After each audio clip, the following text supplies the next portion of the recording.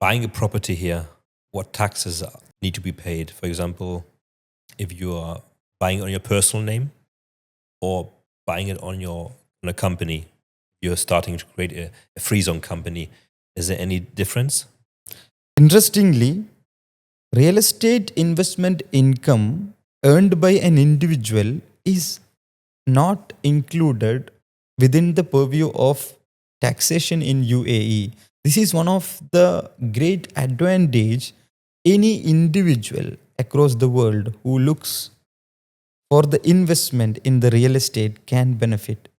That no income earned through real estate investment will be taxed in UAE, whatsoever the amount it can So be. even if you sell it and if you rent it, there's no taxes as when you are doing it personally. But what if you buy the property with a company with a free zone license, for example, and you want to sell the property? Do you have to pay the 9%? Of course, when it comes to a company, the taxation for company and the legal status of the company is different from that of an individual. So corporate tax of 9% is applicable if you are having a real estate investment and if you are selling under the name of the company, and the activity should be there for the company to do such things. What would you recommend people rather buying on personal name or buying with a company? It depends on the perspective of each Yeah. and every investor. Yeah.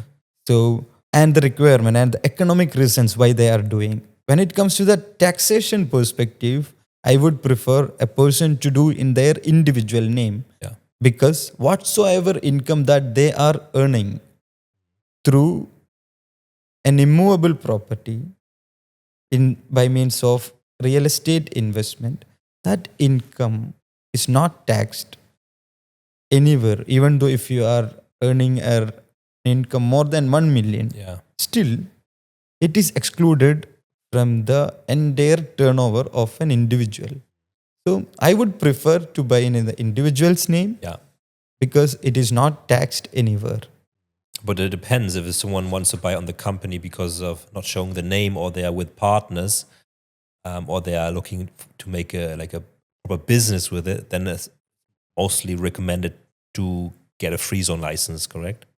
Of course, when it comes to the economic reasons, Yeah. if that's what we were talking about, if there is an economic reason to do the business with partners, having a free zone license, of course, it is good, and we can go for it.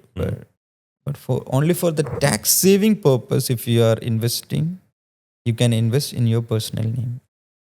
Okay, so I'm a resident now, and I want to open a company here, but I'm relocating to different countries. So I'm coming here for a few weeks, then I'm going to Thailand for 2 months, to Bali 1 month, to Malaysia for 2 months, to Germany for 3 months, America for 4 months.